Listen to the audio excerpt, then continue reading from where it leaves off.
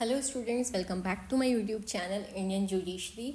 Food safety standard act चल रहा है, जिसका प्रीवियस वीडियो में हमने चैप्टर 2 के सेक्शन 4 टू 10 तक कवर किया था।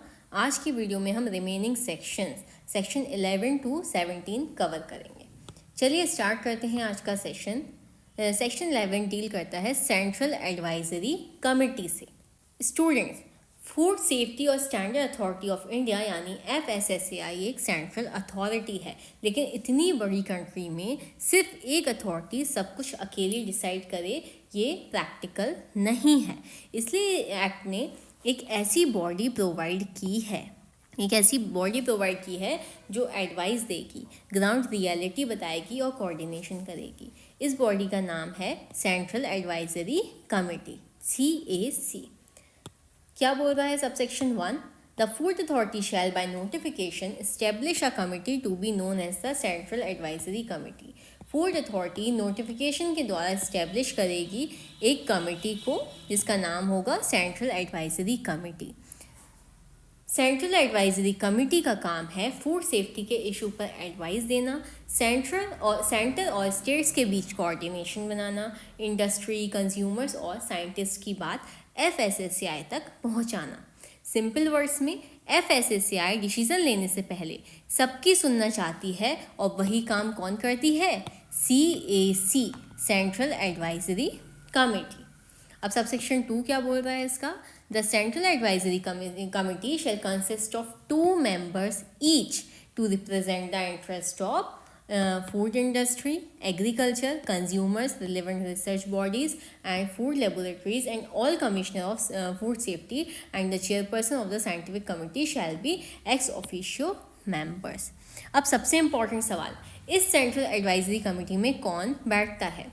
सोचो कि एक राउंड टेबल है, इसमें मीटिंग हो रही है जिसमें फूड से जुड़े सब लोग मौजूद हैं।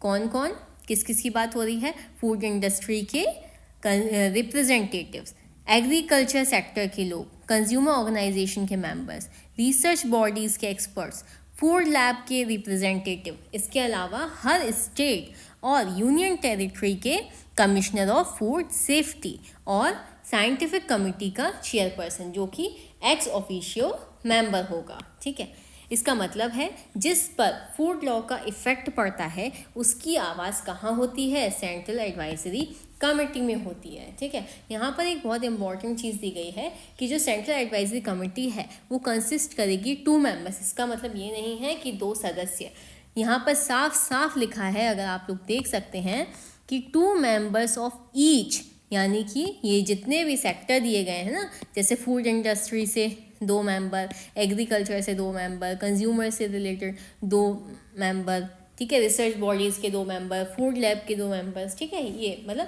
ठीक है, तो प्रत्येक से यहाँ पर 2-2 मेंबर होंगे, टोटल 2 मेंबर्स नहीं है यहाँ पे। ठीक है, सबसेक्शन 3 क्या बोल रहा है?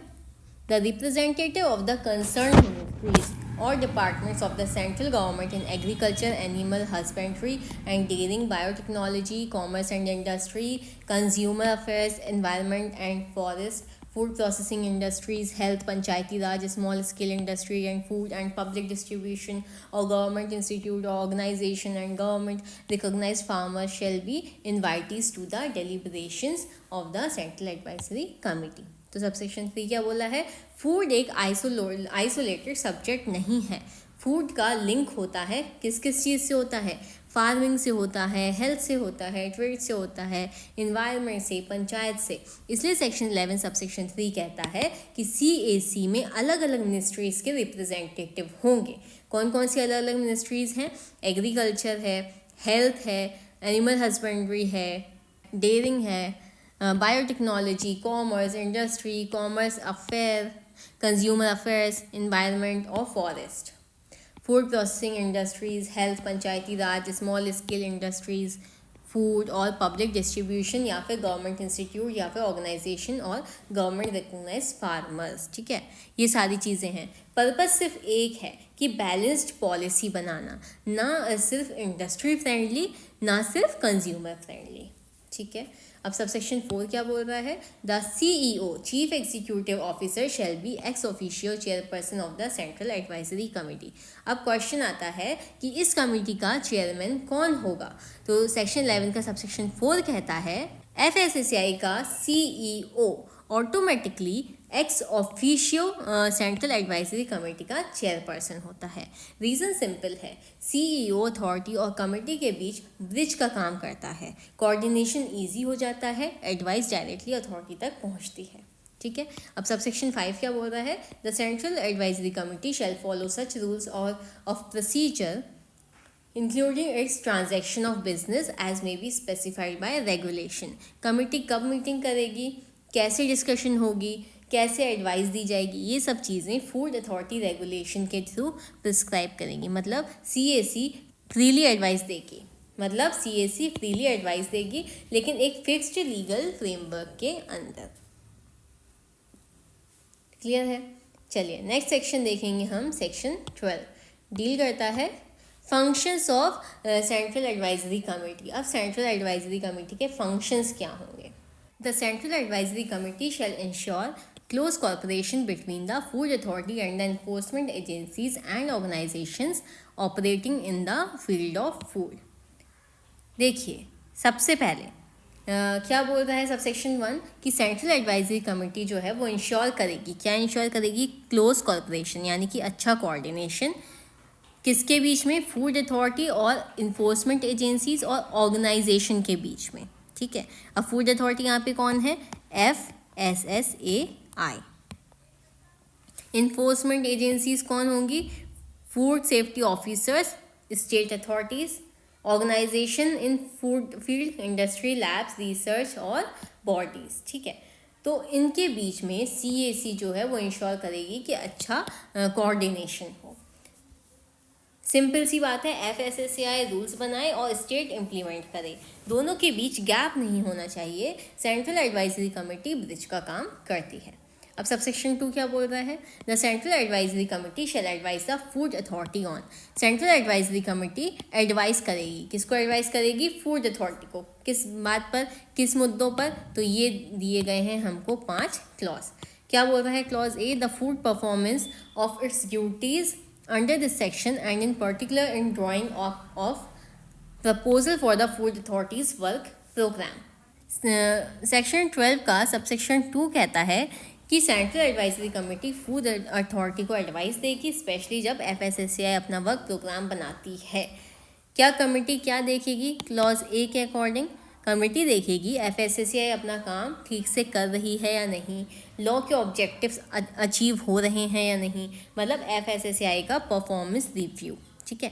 क्लॉज B क्या है? On the prioritisation of work, मतलब कि यहाँ पर देखेगी सेंट्रल एडवाइजरी कमेटी कि कौन से काम को प्रायोरिटी देनी है, जैसे मिल्क को या फिर स्ट्रीट फूड को लेकर या फिर पैकेज्ड फूड को। तो कमेटी बताती है ये इशू ज़्यादा अर्जेंट है, पहले इस पे फोकस करो।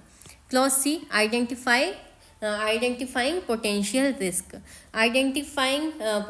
रिस्क, फूड से जुड़े फ्यूचर डेंजर्स आइडेंटिफाई करना, जैसे कि कॉन्टेमिनेंट फूड देखना, एडल्ट्रेशन है कि नहीं किसी चीज़ में, new technology risk, prevention before damage, ये CAC का रूल है। ठीक है। पूलिंग ऑफ नॉलेज, सबका एक्सपीरियंस एक जगह लेना, स्टेट का एक्सपीरियंस, साइंटिस्ट का डेटा, इंडस्ट्री का प्रैक्टिकल इनपुट, इससे बेटर पॉलिसी बनती है। और क्लॉज E बोलता है such other function as may be specified by regulation, जो भी एडिशनल काम है जैसे कि रेगुलेशन में मेंशन हो,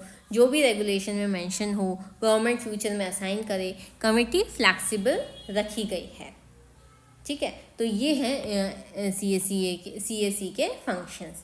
अब सबसेक्शन 3 क्या बोल रहा है? The central advisory committee shall meet regularly at the invitation of the chairperson of CAC और the request of at least 1/3 of its members and not less than 3 times a year। देखिए ये बात हो रही है सबसेक्शन 3 में, किसकी बात हो रही है? मीटिंग ऑफ CAC की। ठीक है। Meetings of CAC। ठीक है। कब मीटिंग होगी? Central advisory committee regular base पे जो है अपनी मीटिंग रखेगी invitation by chairperson, at least 1/3 of its members और minimum 3 meetings in a year. Committee सिर्फ पेपर पर नहीं, रेगुलरली काम करना कंपलसरी है। सेंट्रल एडवाइजरी कमेटी जो है रेगुलरली जो है उसकी मीटिंग रखी जाएंगी, किसके इनविटेशन पर, सेंट्रल एडवाइजरी कमेटी के चेयरपर्सन पे, और किसकी रिक्वेस्ट पे, ये जो CAC है उसके 1/3 सदस्यों की रिक्वेस्ट पर, and not less than 3 times a year, मतलब एक साल में 3 मीटिंग्स होनी कंपलसरी है, ठीक है, इससे कम नहीं होनी चाहिए। Section 13 deals with scientific panels. अब देखिए साइंटिफिक पैनल्स क्या हैं। The food authority shell establish scientific panels which shell consist of independent scientific experts. इसका मतलब है कि FSSAI को मैंडेटरी ड्यूटी दी गई है कि वो साइंटिफिक पैनल्स बनाए। ये पैनल्स इंडिपेंडेंट साइंटिफिक एक्सपर्ट से मिलकर बनेंगे। ये पैनल्स इंडिपेंडेंट का मतलब है ये लोग प्रेशर में काम नहीं करेंगे, गवर्नमेंट, इंडस्ट्री या किसी इंटरेस्ट ग्रुप का इन्फ्लुएंस से दूर रहेंगे। इसका पर्पस क्या है? ताकि फूड सेफ्टी के स्टैंडर्ड साइंस के बेसिस पर बने, ना कि ओपिनियंस या फिर इमोशंस के बेसिस पर, ठीक है। अब सबसेक्शन 2 क्या बोल रहा है? The scientific panel shall invite the relevant industry and consumer representatives in its deliberations. मतलब यहाँ एक बैलेंस क्रिएट किया गया है। डिसीजन मेकिंग सिर्फ साइंटिस्ट तक लिमिटेड नहीं रखी गई है। इंडस्ट्री रिप्रेजेंटेटिव्स को इनवाइट किया जा सकता है, कंज्यूमर रिप्रेजेंटेटिव को भी इनवाइट किया जा सकता है। ध्यान दीजिए आप लोग, ये लोग मेंबर्स नहीं होते, सिर्फ डेलिब्रेशंस यानी कि डिस्कशन में पार्टिसिपेट करते हैं। मतलब साइंटिस्ट डिसाइड करेगा, लेकिन इंडस्ट्री और कंज्यूमर का प्रैक्टिकल इनपुट सुना जाएगा। सबसेक्शन 3 क्या बोल रहा है? Without prejudice to the provision of subsection 1, the food authority may establish as many scientific panels as it considers necessary in addition to the panels on. अब ये सेक्शन का हार्ट है। लॉ यहाँ क्लियरली बताता है कि किस किस टॉपिक पर साइंटिफिक पैनल्स बन सकते हैं। FSSAI जितने चाहे उतने पैनल्स बना सकती है, ठीक है। क्लॉजेस देखिए यहाँ पर, food additives, flavouring, processing aid and materials in contact with food. खाने में मिलाए जाने वाले केमिकल सेफ हैं या नहीं, पेस्टिसाइड्स एंड एंटीबायोटिक्स रेजिड्यूज, सब्जी, दूध, मीट में जो पेस्टिसाइड्स, एंटीबायोटिक रह जाते हैं वो लिमिट के अंदर है या नहीं। Genetically modified organism and foods, genetically modified safe है, मॉडिफाइड फूड सेफ है या नहीं, इस पे scientific opinion. Functional foods, nutraceuticals, dietic products and other similar products, health drink, supplements, protein powders etcetera, biological hazards, bacteria, virus, fungi से होने वाले food risk, contaminants in the food chain, lead, mercury, aflatoxin जैसे harmful substances, labelling, packet पर क्या लिखना ज़रूरी है, क्या मिसलीडिंग है, method of sampling and analysis, food sample कैसे लिया जाएगा, लैब टेस्ट कैसे होगा, ठीक है, ये सारी चीज़ें। तो फूड सेफ्टी का हर टेक्निकल एस्पेक्ट साइंटिफिक पैनल्स के थ्रू रेगुलेट होता है। अब सबसेक्शन 4 क्या बोल रहे हैं? The food authority may from time to time reconstitute the scientific panels by adding new members or by omitting the existing members or by changing the name of the panels as the case may be। देखिए इसका मतलब है time to time panels change हो सकते हैं, new expert add हो सकते हैं, पुराने हटाए जा सकते हैं, पैनल का नाम भी चेंज किया जा सकता है। क्यों? साइंस इवॉल्व होती है, लॉ को अपडेट रहना होता है, ये सारी चीज़ों के चलते जो है ये क्लॉज बनाया गया है। अब देखेंगे सेक्शन 14 डील करता है साइंटिफिक कमेटी से। देखिए अभी हमने सेक्शन 13 में देखा कि साइंटिफिक पैनल्स कौन से टॉपिक पर काम करते हैं। सेक्शन 14 एक स्टेप ऊपर जाता है और बताता है कि इन सारे पैनल्स का ऊपर कौन से बॉडी होगी जो कोऑर्डिनेशन करेगी। इसका जवाब है साइंटिफिक कमेटी। सबसेक्शन 1 क्या बोल रहा है? The Food Authority shall constitute scientific committee which shall consist of the chairpersons of the scientific panels and 6 independent scientific experts not belonging or affiliated to any of the scientific panels. इसका मतलब FSSAI एक scientific committee बनाएगा. इस committee में chairperson of all scientific panels होंगे, 6 independent scientific expert होंगे. ठीक है, 6 इंडिपेंडेंट साइंटिफिक एक्सपर्ट्स होंगे.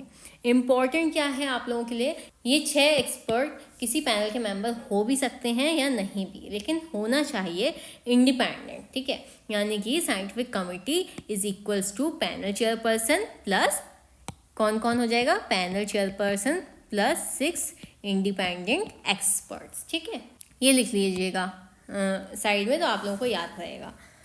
सबसेक्शन 2 क्या बोल रहा है, the scientific committee shall be responsible for providing the scientific opinions to the Food Authority and shall have the powers where necessary for organizing public hearings.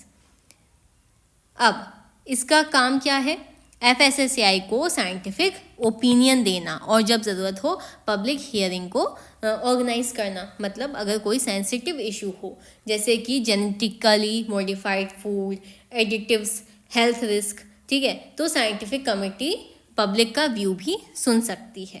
Right.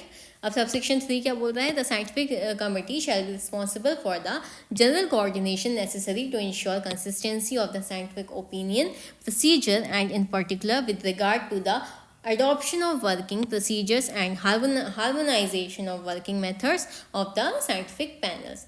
ये subsection exam favourite है. ठीक है, simple language में इसको हम समझेंगे. Different panels अलग अलग ओपिनियन ना दे दें, इसलिए साइंटिफिक कमिटी सब पैनल्स के ओपिनियन को कोऑर्डिनेट करेगी, उनमें कंसिस्टेंसी लाएगी, वर्किंग प्रोसीजर को हार्मोनाइज करेगी. ठीक है, मतलब फूड सेफ्टी स्टैंडर्ड में यूनिफॉर्मिटी रहेगी पूरे इंडिया में. ठीक है. अब सबसेक्शन 4 क्या है, the scientific committee shell provide opinions on multi sectoral issues falling with in the competence of more than one scientific panel and on issues which do not fall within the competence of any of the scientific panels. अब मान लो कोई issue ऐसा आ गया जो एक से ज़्यादा panel से रिलेटेड है, जैसे कि genetic modified food, labelling plus contaminant, तो साइंटिफिक कमिटी कंबाइंड ओपिनियन देगी. कैसा ओपिनियन देगी, कंबाइंड ओपिनियन. ठीक है, या उन इशू पर ओपिनियन देगी जो किसी एक पैनल के जुरिस्डिक्शन में फिट नहीं होते. इसलिए कहते हैं scientific committee is equals to umbrella body. Right. Subsection 5 क्या बोल रहा है अब, wherever necessary and particularly in the case of subjects which do not fall within the competence of any of the scientific panels, the scientific committee shall set up working groups, and in such cases it shall draw on the expertise of those working groups when establishing scientific opinions. जब issue बहुत technical हो या किसी panel के competence से बाहर हो, तब साइंटिफिक कमेटी वर्किंग ग्रुप्स बनाएगी. क्या बनाएगी, वर्किंग ग्रुप्स बनाएगी. एक्सटर्नल एक्सपर्ट को भी इन्वॉल्व कर सकती है. ठीक है, मतलब लॉ ये इंश्योर करता है कि एक्सपर्टीज़ की कमी की वजह से कोई गलत साइंटिफिक डिसीजन ना हो. ठीक है, तो ये हो गया हमारा सेक्शन 14 कंप्लीट. अब आ जाएंगे सेक्शन 15 पे, जो कि डील करता है procedure for scientific committee and scientific panel. अब साइंटिफिक कमेटी और साइंटिफिक पैनल का क्या प्रोसीजर होगा, ये हमें सेक्शन 15 में देखना है. अभी हमने देखा कि साइंटिफिक पैनल और साइंटिफिक कमेटी कैसे कॉन्स्टिट्यूट होती है, कैसे गठित होती हैं. अब सेक्शन 15 में एक्ट हमें बताता है कि ये बॉडीज़ काम कैसे करेंगी, उनकी वर्किंग प्रोसीजर क्या होगी. चलिए देखते हैं subsection 1. The members of the scientific committee who are not members of the scientific panel and the members of the scientific panel shall be appointed by the Food Authority for a period of 3 years, which shall be renewable for such period, and the vacancy notice shall be published in the relevant leading scientific publication and on the Food Authority's website for a call for expression of interest. सबसे पहले appointment की बात करते हैं। Scientific committee और scientific panels के members 3 year के लिए 3 ईयर्स के लिए अपॉइंट होते हैं और रीन्यूअल पॉसिबल है, दोबारा अपॉइंटमेंट हो सकता है। ठीक है। इम्पॉर्टेंट ट्रांसपेरेंसी रूल क्या है? मेंबर्स का अपॉइंटमेंट फूड अथॉरिटी की वेबसाइट पर पब्लिश होगा, साथ में उनके साइंटिफिक पब्लिकेशन और interest declaration conflict of interest avoid करने के लिए होगा। इसका मतलब है डिसीजन लेने वाले एक्सपर्ट ओपन एंड ट्रांसपेरेंट होने चाहिए। ठीक है। तो जो साइंटिफिक कमेटी के मेंबर्स होंगे, जो कि साइंटिफिक पैनल के मेंबर हैं, नहीं हैं या फिर हैं, ठीक है, वो अपॉइंट किए जाते हैं किसके द्वारा? फूड अथॉरिटी के द्वारा 3 साल के लिए, जिनका जो अपॉइंटमेंट है वो रिन्यूएबल होता है फॉर सच पीरियड। ठीक है, उसी 3 साल के पीरियड के लिए। और जो वैकेंसी नोटिस होगी वो पब्लिश की जाएगी कहाँ पर? रिलेवेंट लीडिंग साइंटिफिक पब्लिकेशन में और या फिर फूड अथॉरिटी की वेबसाइट पर। ठीक है। सब सेक्शन 2 क्या बोल रहा है? The scientific committee and the scientific panel shall each choose a chairperson from amongst their member. अब चेयरपर्सन कौन होगा? तो हर साइंटिफिक कमेटी और हर साइंटिफिक पैनल अपने मेंबर्स में से ही एक को एज अ चेयरपर्सन चूज करेंगे। ठीक है। ये चॉइस इंटरनल इलेक्शन से होती है, मतलब गवर्नमेंट चेयरपर्सन इम्पोज नहीं करती, एक्सपर्ट्स खुद अपना लीडर चूज करते हैं। सब सेक्शन 3 क्या है? The scientific committee and the scientific panel shall act by a majority of their members and the views of the member shall be recorded. Decision कैसे लिए जाएंगे? मेजॉरिटी वोट से लिए जाएंगे। कैसे लिए जाएंगे? मेजॉरिटी वोट से। ठीक है। और मेंबर्स के व्यूज रिकॉर्ड किए जाएंगे, मेंबर्स के व्यूज़। ठीक है। इसका मतलब अगर किसी मेंबर का डिसेंट है, मतभेद है, वो रिकॉर्ड में आएगा। Scientific process democratic plus documented होता है। ठीक है। सब सेक्शन 4 क्या बोल रहा है? The procedure for the operation and cooperation of the scientific committee and scientific panel shall be specified by regulation. Daily functioning कैसे होगी? साइंटिफिक कमेटी और पैनल्स अपनी वर्किंग प्रोसीजर रेगुलेशन के थ्रू फॉलो करेंगे।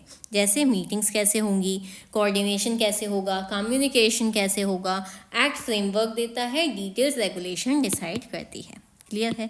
सबसेक्शन 5 क्या बोल रहा है? These procedure shall relate in particular to the number of times that a member can serve consecutively on a scientific committee or scientific panel। ये sub section बहुत important है exam wise. इसमें बताया जा रहा है रेगुलेशन स्पेसिफिकली बताएगी, क्या बताएगी?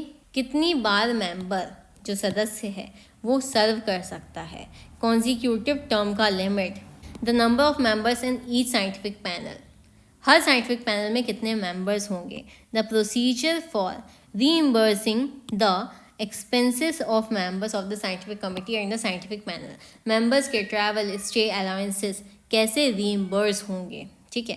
the manner in which task and request for scientific opinion are assigned to the scientific committee and the scientific panel। कौन सा इशू साइंटिफिक पैनल देखेगा, ये साइंटिफिक कमेटी डिसाइड करेगी। ठीक है। the creation and organization of the working groups of the scientific committee and the scientific panel and the possibility of external experts being included in those working groups। working group का creation, organization और external expert को include करना। the possibility of observer being invited to meetings of the scientific committee and the scientific panel। meetings में observers को invite करना without voting rights। ठीक है। The possibility of organising public hearing organise करने की possibility, quorum of the meeting, meeting notice, agenda and of the meeting and such other matters, quorum, notice, agenda और procedure details. ठीक है। तो ये सारे प्रोसीजर जो हैं वो फॉलो करेगी कौन? साइंटिफिक पैनल और साइंटिफिक कमेटी। राइट। चलिए नेक्स्ट सेक्शन पे, सेक्शन 16 डील करता है duties and functions of food authority से। अब फूड अथॉरिटी के क्या फंक्शंस होंगे, क्या ड्यूटीज़ होंगी। अब हम सेक्शन 16 पढ़ने जा रहे हैं। ये सेक्शन FSSAI का हार्ट है। इस सेक्शन के बिना आप ये नहीं समझ सकते कि फूड अथॉरिटी एक्चुअली करती क्या है। फूड अथॉरिटी का काम सिर्फ पनिशमेंट देना नहीं, बल्कि फूड को सेफ, साइंटिफिक और ट्रस्टवर्दी बनाना है। सबसेक्शन 1 देखेंगे। It shall be the duty of food authority to regulate and monitor the manufacture, processing, distribution, sale and import of food, so as to ensure safe and wholesome food. यहाँ law clearly कह रहा है कि food authority सिर्फ factory level पर नहीं बल्कि manufacturing, processing, distribution, sale, import सब चीज़ों को रेगुलेट करेगी। खाना खेत से लेकर प्लेट तक सब फूड अथॉरिटी के रडार में है। सबसेक्शन 2 क्या बोल रहा है? Without prejudice to the provision of subsection 1 the food authority may regulations specify. Subsection 1 के प्रोविजन की प्रतिकूलता पर प्रभाव डाले बिना फूड अथॉरिटी रेगुलेट कर सकती है और स्पेसिफाई कर सकती है। क्या कर सकती है? देखिए, the standard and guidelines in relation to article of food and specifying and appropriate system for enforcing various standards notified under this act. Articles of food के स्टैंडर्ड और उनको इन्फोर्स करने का सिस्टम फूड अथॉरिटी डिसाइड करेगी क्या safe है, क्या unsafe है, कौन सा फूड स्टैंडर्ड के अंदर है। The limits for use of food additives, crop contaminants, pesticides, residues of veterinary drugs, heavy metals, processing aids, mycotoxins, antibiotics and pharmacological active substances and irradiation of food. यहाँ scientific depth आती है। Limit set करना, ठीक है, कौन करती है? FSSAI। किसको लेकर? Food additives, pesticide residues, veterinary drugs, heavy metals, mycotoxin, antibiotics, irradiation. मतलब जहर बिल्कुल नहीं वाला कॉन्सेप्ट प्रैक्टिकल नहीं होता, इसलिए लॉ बोलता है सेफ लिमिट तक अलाउड है। ठीक है, कुछ चीज़ें आप कोई भी प्रोडक्ट लेते हो, आप वहाँ पर पीछे इंग्रेडिएंट्स वगैरह में देख सकते हो कि क्या कितना वहाँ पर उन्होंने यूज़ किया है। क्लियर है? उसमें वो लोग क्या करते हैं कि एक स्टैंडर्ड सेट करते हैं, एक मानक सेट करते हैं कि इससे ज़्यादा कोई भी चीज़ नहीं होनी चाहिए। ठीक है, लिमिट होती है वहाँ पर set. The mechanism and guidelines for accreditation of certification bodies engaged in certification of food system management system for food business. Certification bodies और फूड सेफ्टी मैनेजमेंट सिस्टम कौन सर्टिफाई करेगा कि फूड सेफ है? ये भी फूड अथॉरिटी डिसाइड करेगी। The procedure and enforcement of quality control in relation to any article of food imported into India. India में जो फूड बाहर से आता है वो भी FSSAI स्टैंडर्ड पे खरा उतरना चाहिए। ठीक है, the procedure and guidelines for accreditation of laboratories and notification of accredited laboratories. Food testing lab भी स्टैंडर्ड फॉलो करेगी वरना रिपोर्ट वैलिड नहीं है। The method of sampling, analysis and exchange of information among enforcement authorities. Sample लेने का तरीका और test का मेथड, फूड इंस्पेक्टर मनमानी से सैंपल नहीं उठा सकता, प्रोसीजर फिक्स्ड होगा। Conduct survey of enforcement and administration of this act in the country. ठीक है, इन्फोर्समेंट और एडमिनिस्ट्रेशन का सर्वे, ग्राउंड रियलिटी चेक, सिर्फ कागज़ पर नहीं फील्ड में भी। Food labelling standard including claims on health, nutrition, specially dietary uses and food category system for foods and health claims, nutrition, special dietary use. Packet पर जो लिखा है वो सच होना चाहिए। ठीक है, the manner in which and the procedure subject to which risk analysis, risk assessment, risk communication and risk management shall be undertaken. Food authority ये प्रिस्क्राइब करेगी किस तरीके से और किस प्रोसेस के थ्रू ये चीज़ें की जाएंगी। कौन कौन सी चीज़ें? Risk analysis, risk assessment, risk communication और रिस्क मैनेजमेंट। ठीक है, अब देखिए, अगर आपको इनका मीनिंग, डेफिनेशन डिटेल में समझना है तो आप प्रीवियस लेक्चर चेक कर सकते हैं। मैं वीडियो के लास्ट में उसको आई बटन पर आप क्लिक कर लीजिएगा तो आपको वीडियो मिल जाएगी डेफिनेशन वाली। ठीक है, वहाँ पे आपको डिटेल में एक एक टर्म का अच्छे से मीनिंग मिल जाएगा, तो वो वीडियो आप जाके देख सकते हैं। ठीक है, अब आ जाइए सबसेक्शन 3 पे। The food authority shall also provide scientific advice and technical support to the central government and the state government in matter of farming, the policy and rules in areas which have a direct or indirect bearing on food safety and nutrition. अब यहाँ से policy plus science plus governance का combo start होता है। Government कोई policy बनाए तो FSSAI scientific backbone दे। फूड अथॉरिटी प्रोवाइड करेगी साइंटिफिक एडवाइस, टेक्निकल सपोर्ट किसको? सेंट्रल गवर्नमेंट को और स्टेट गवर्नमेंट को। किस मैटर में?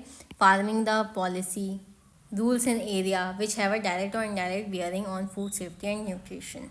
तो सेक्शन 13 का सबसेक्शन 3 का क्लॉज ये कहता है कि फूड अथॉरिटी का काम है सेंट्रल गवर्नमेंट और स्टेट गवर्नमेंट को साइंटिफिक एडवाइस और टेक्निकल सपोर्ट देना जब भी पॉलिसी बनाई जा रही हो, रूल्स फ्रेम्स किए जा रहे हों और वो पॉलिसीज़ फूड सेफ्टी या न्यूट्रिशन को डायरेक्टली या फिर इनडायरेक्टली अफेक्ट करती हो। The food authority shall also search, collect, collate, analyze and summarize relevant scientific and technical data, particularly relating to search, collect, analyse scientific data. इसके सब points बहुत important हैं। Food consumption and the exposure of individuals to risk related to the consumption of food, food consumption patterns, incident and prevalence of biological risk, contaminant in food, residues of various contaminant, identification of emerging risk and introduction of rapid alert system। Food authority सिर्फ react नहीं करती, future risk anticipate भी करती है। तो यहाँ पर जो क्लॉज बी है वो बोल रहा है कि फूड अथॉरिटी सर्च करेगी, कलेक्ट करेगी, कोलेट करेगी, एनालाइज करेगी, समराइज करेगी रिलेवेंट साइंटिफिक और टेक्निकल डेटा। किससे रिलेटेड? फूड कंजम्पशन से रिलेटेड, ठीक है, बायोलॉजिकल रिस्क से रिलेटेड, फूड में अवेलेबल, फूड में प्रेजेंट कॉन्टेमिनेंट से रिलेटेड, ठीक है, कॉन्टेमिनेंट्स के रेजिड्यूज से रिलेटेड, एमर्जिंग रिस्क से रिलेटेड और रैपिड अलर्ट सिस्टम के इंट्रोडक्शन से रिलेटेड। डेटा को क्या करेगी? सर्च, कलेक्ट, कोलेट, एनालाइज और समराइज। क्लियर है? क्लॉज सी क्या बोल रहा है? Promote, coordinate and issue guidelines for the development of risk assessment methodologies and monitor and conduct and forward messages on the health and nutritional risk of food to the central government, state government and commissioner of food safety। अब क्या बोल रहा है?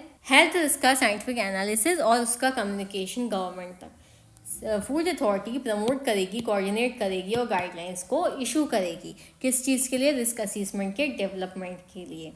Health risk का scientific analysis और उसका communication central government, state government और food safety के कमिश्नर को फॉरवर्ड करेगी। ठीक है। क्लॉज डी क्या बोल रहा है? Food authority shall also provide scientific and technical advice and assistance to the central government and the state government in implementation of crisis management procedures with regard to food safety and to draw up a general plan for crisis management and work in close cooperation with the crisis unit set up by the central government in this regard। Food authority provide करेगी scientific और technical advice और assistance किसको? Central government को और state government को। क्या implement करने के लिए? क्राइसिस मैनेजमेंट प्रोसीजर को इम्प्लीमेंट करने के लिए। फूड सेफ्टी के रिगार्ड में एक जनरल प्लान पहले से ही रेडी होना चाहिए। For example milk contamination, oil adulteration, ठीक है, ये सारी चीज़ें उसमें होनी चाहिए।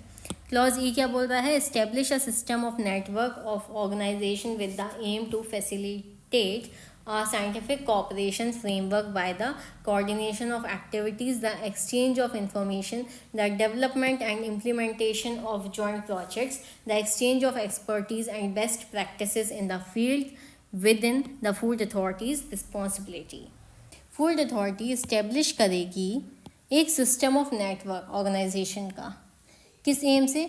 with the aim to facilitate a scientific cooperation framework by coordination of activities। ठीक है, मतलब कि रिसर्च बॉडीज, लैब्स, यूनिवर्सिटी सब कोऑर्डिनेटेड हों। Provide scientific and technical assistance to the central government and the state government for improving cooperation with international organization। International organisation के साथ corporation, जैसे कि कोडेक्स, WHO टाइप की जो बॉडीज़ होती हैं उनके साथ। Take all such steps to ensure that public, consumers, interested parties and all levels of panchayat receive rapid, reliable, objective and comprehensive information through appropriate methods and means। Public information, public को right information मिले, ठीक है, panic ना हो। तो सभी important step उठाएगी कौन? Food standard authority, FSSAI। Food authority shall provide, whether within or outside their area, training programs in food safety and standards for persons who are or intended to become involved in food businesses, whether as food business operator or employees or otherwise। Clause H बोल रहा है कि food authority का काम सिर्फ rules बनाना नहीं है बल्कि लोगों को ट्रेन करना भी है।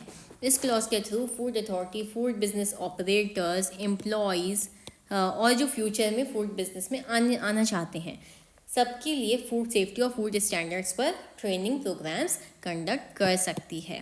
ठीक है, विद इन और आउटसाइड देयर एरिया का मतलब है सिर्फ दिल्ली या फिर हेड क्वार्टर तक लिमिटेड नहीं है, पूरे इंडिया में ज़रूरत पड़े तो बाहर भी। ठीक है, तो मतलब क्या है इसका basically prevention through education. Next is food authority shell undertake any other task assigned to it by the central government to carry out the objects of this act। Law सब कुछ पहले से प्रेडिक्ट नहीं कर सकता, इसलिए एक फ्लैक्सिबल क्लॉज रखा गया है। इस क्लॉज का मतलब है अगर फ्यूचर में कोई नया फूड सेफ्टी इशू आता है और सेंट्रल गवर्नमेंट को लगता है कि फूड अथॉरिटी को ही काम करना चाहिए तो गवर्नमेंट एडिशनल रिस्पॉन्सिबिलिटी असाइन कर सकती है। ये क्लॉज फूड अथॉरिटी को रिजेक्ट नहीं होने देता। Next is food authority shall contribute to the development of international technical standards for food, sanitary and phytosanitary standards। India सिर्फ स्टैंडर्ड्स फॉलो नहीं करता, स्टैंडर्ड्स बनाने में भी कंट्रीब्यूट करता है। फूड अथॉरिटी इंटरनेशनल लेवल पर फूड सैनिटरी और फाइटोसैनिटरी स्टैंडर्ड्स के डेवलपमेंट में इंडिया के साइंटिफिक इनपुट देता है। नेक्स्ट क्लॉज क्या बोल रहा है, food authority shall contribute where relevant and appropriate to the development of agreement और recognition of the equivalence of specific food related measures. Equivalence का मतलब होता है स्टैंडर्ड्स अलग हो सकते हैं लेकिन लेवल ऑफ सेफ्टी सेम हो। इस क्लॉज में फूड अथॉरिटी इंटरनेशनल अग्रीमेंट्स में हेल्प करती है जहां ये डिसाइड होता है कि किसी दूसरे कंट्री का फूड स्टैंडर्ड इंडियन स्टैंडर्ड के इक्विवेलेंट माना जा सकता है या नहीं। ये क्लॉज इंटरनेशनल ट्रेड को स्मूथ बनाता है बिना सेफ्टी कॉम्प्रोमाइज़ किए। ठीक है, नेक्स्ट क्या बोल रहा है, promote coordination of work on food standards undertaken by international government and non government organisation. Food safety में काम करने वाली बहुत सारी इंटरनेशनल बॉडीज़ होती हैं। फूड अथॉरिटी का क्या रोल है, उन सब के काम के बीच कोऑर्डिनेशन लाना, डुप्लीकेशन और कॉन्ट्राडिक्शन अवॉइड करना, मतलब ग्लोबल फूड सेफ्टी इकोसिस्टम को अलाइन करना। ठीक है, next is promote consistency between international technical standards and domestic food standards while ensuring that the level of protection adopted in the country is not reduced। इसका मतलब क्या है, बहुत ही important है ये क्लॉज। इंटरनेशनल स्टैंडर्ड फॉलो करते हुए भी इंडिया अपनी प्रोटेक्शन लेवल कम नहीं करेगा।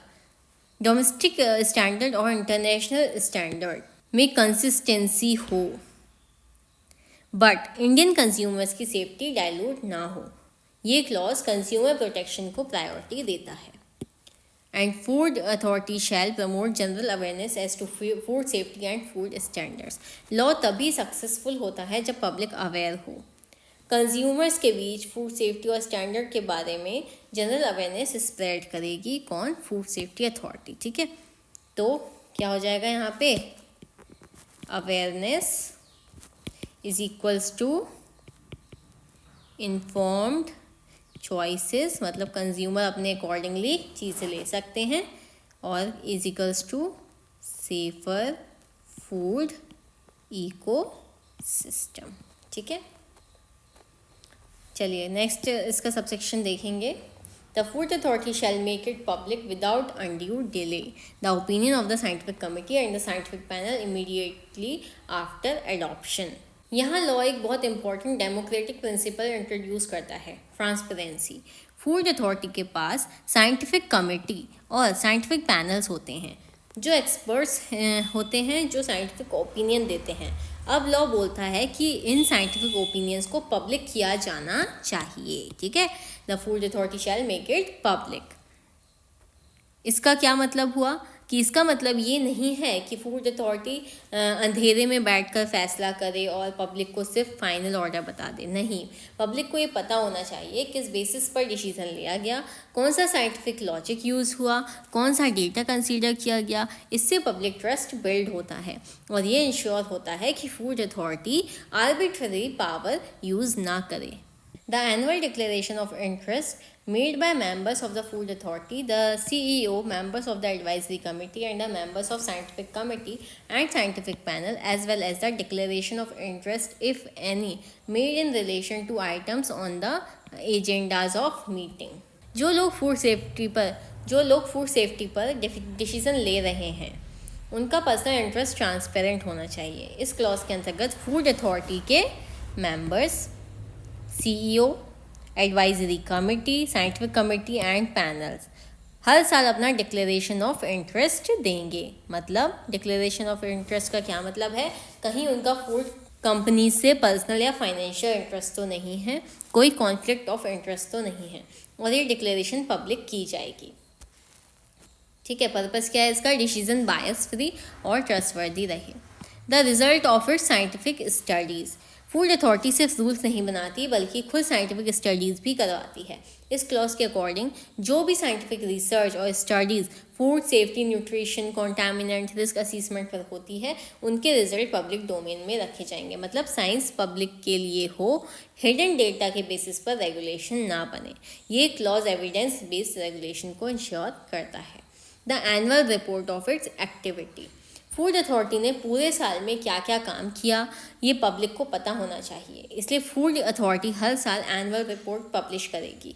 इस रिपोर्ट में होता है क्या पॉलिसीज़ बनाई, क्या स्टैंडर्ड्स नोटिफाई हुए, क्या इन्फोर्समेंट हुआ, क्या चैलेंजेस आए। ये क्लॉज पब्लिक अकाउंटेबिलिटी का फाउंडेशन है। सबसेक्शन 5 बोल रहा है the food authority may from time to time give such directions on matters relating to food safety and standards to the Commissioner of Food Safety, who shall be bound by such direction while exercising his powers under this act.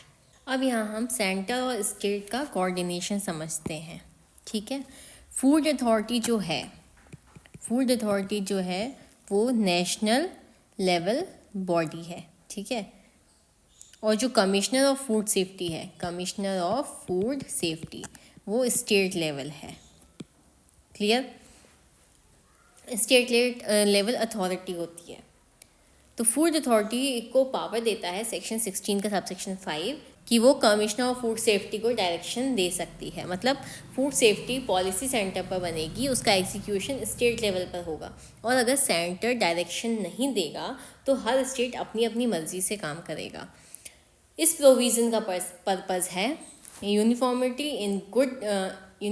In food safety administration across India. इसका मतलब ये बिल्कुल भी नहीं है कि state की authority ख़त्म हो गई, पर हाँ बेसिक स्टैंडर्ड सेम रहेंगे। सबसेक्शन 6 बोलता है the food authority shall not disclose और cause to be disclose to third parties confidential information that it receives for which confidential treatment has been requested and has been acceded except for information which must be made public if circumstances so require in order to protect public health. अब हम balance of interest का concept देखते हैं।